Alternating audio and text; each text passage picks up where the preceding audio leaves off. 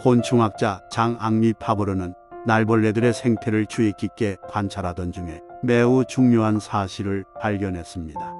그것은 날벌레들은 아무런 목적도 없이 무턱대고 앞에서 날고 있는 날벌레만 따라서 빙빙 돌며 날아다닌다는 것입니다. 가고자 하는 방향이나 목적지도 없이 그냥 부산하게 움직입니다. 바로 밑에 먹을 것을 가져다 놓아도 거들떠보지도 않습니다. 이렇게 무턱대고 7일 동안이나 계속해서 돌다가 날벌레들은 결국엔 굶어 죽습니다. 목표가 분명한 사람과 없는 사람은 눈부터 다릅니다. 목표가 있는 사람은 목표를 향해 전진하기 때문에 눈동자가 살아 있습니다. 하지만 삶의 목표가 없는 사람은 기회가 주어져도 그것이 자신에게 좋은 기회인지조차 잘 모르며 세월만 허송합니다. 그런데 통계 자료에 의하면 놀랍게도 날벌레처럼 아무런 목표도 없이 살아가는 사람들이 전체 인구의 87%에 이른다고 합니다. 아우슈비츠 수용소에서 죽음의 문턱까지 갔다가 살아남은 오스트리아 정신과 의사 빅터 프랭클은 그에 져서 의미를 향한 인간의 탐구에서 제2차 세계대전 중 나치 수용소에서 끝까지 살아남은 사람들은 건강한 사람도 영양 상태가 좋은 사람도 아니며 지능이 우수한 사람도 아니었다고 말합니다. 그들에게는 살아야 한다는 절실한 이유와 살아남아서 해야 할 구체적인 목표가 있었습니다. 그 사람들이 가진 목표는 그들의 삶에 강한 의욕과 에너지를 제공했기에 그들은 끝까지 살아남을 수 있었습니다. 빅터 프랭클은 한 인간에게서 모든 것을 빼앗아 갈 수는 있지만 삶에 대한 태도를 선택할 수 있는 자유까지는 뺏어갈 수는 없다고 말했습니다. 어떤 대학에서 지능지수, 학력, 환경 등의 조건이 비슷한 젊은이를 대상으로 목표가 인생에 어떤 영향을 미치는가에 관하여 조사했습니다. 조사 대상 가운데 3%는 분명하고 장기적인 목표를 가지고 있었고 10%는 분명하지만 단기적인 목표를 가지고 있었고 60%는 목표가 모호했으며 27%는 목표가 없었습니다. 25년이 지난 후 이 조사 대상자들의 상황은 다음과 같았습니다. 분명하고 장기적인 목표를 갖고 있던 3%는 거의 모두 사회 각계에서 두각을 나타내는 저명인사가 된 사람이 적지 않았습니다. 단기적인 목표를 가지고 있었던 10%는 의사, 변호사, 기술자, 고위 경영자 등의 전문가가 된 사람이 많았습니다. 목표가 모호했던 60%는 거의 모두 사회의 중류층이나 하류층의 삶을 살았습니다. 나머지 목표가 없었던 27%는 대부분 사회의 최하위에 속한 삶을 살았습니다. 목표가 없는 사람들은 목표를 뚜렷하게 설정한 사람들을 위한 들러리입니다.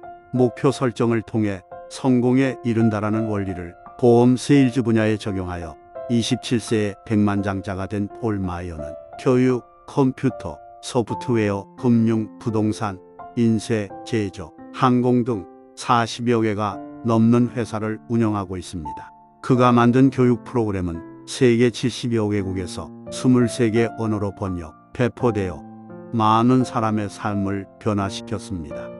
폴 마이어가 조사해보니 인생에 성공한 사람들을 가정 환경이 좋아서 성공한 것도 아니고 지식 수준이 높아서 성공한 것도 아니며 머리가 명철하여 성공한 것도 아니었습니다. 성공한 그들의 공통점은 분명한 삶의 목표를 가지고 있었습니다. 왜 이런 결과가 나왔을까요? 뇌는 생각하는 대로 에너지를 만듭니다. 이들은 목표에 강력한 힘을 이용하여 자신 안의 열정과 에너지를 만들어낸 사람들입니다. 목표는 불타는 욕구와 강렬한 자신감을 불러일으키고 확실한 결정을 내리도록 돕는 역할을 합니다. 마음이 있는 곳에 기가 그곳으로 갑니다. 확고한 목표에서 끈기가 나옵니다. 철학자 아리스토텔레스는 머릿속으로 자신이 바라는 것을 생생하게 그리면 온몸의 세포는 모두 그 목적을 달성하는 방향으로 조절된다라고 말했습니다. 그렇습니다. 어떤 목표를 세우고 사느냐에 따라 인생이 달라집니다. 목표를 세울 때 다음 몇 가지를 유념해야 합니다. 첫 번째, 자신이 간절히 원하는 목표를 세워야 합니다.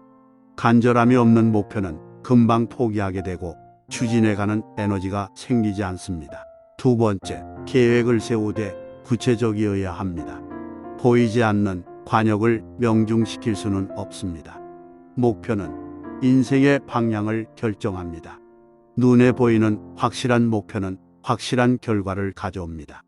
목표가 추상적이거나 막연하면 추진 과정도 미온적이며 결과도 얻기 어렵습니다.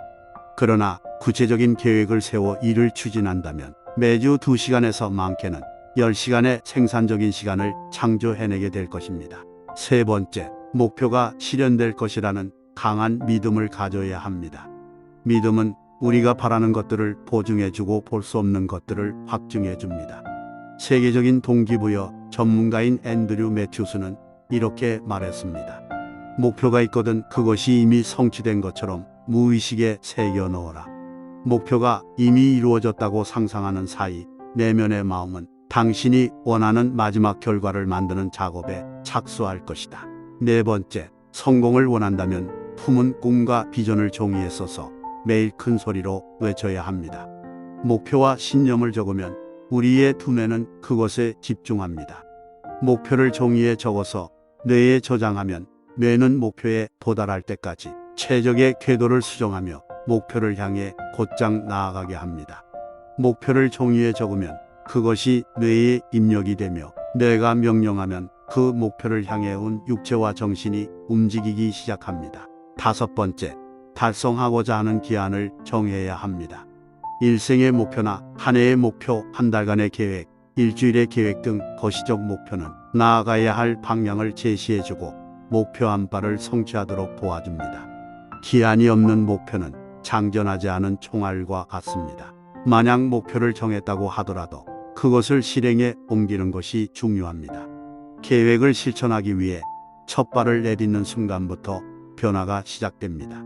배는 바다 위를 항해하는 것보다는 항구에 정박해 있는 것이 훨씬 안전합니다. 그러나 항구에 정박해 놓기 위해서 배를 만들어진 것이 아닙니다. 파도가 무서워 배를 항구에 정박해 둘 수는 없습니다. 행동 없이는 아무런 진전도 변화도 없습니다. 목표 달성의 두려움보다는 계획을 세우지 않는 것을 두려워해야 합니다.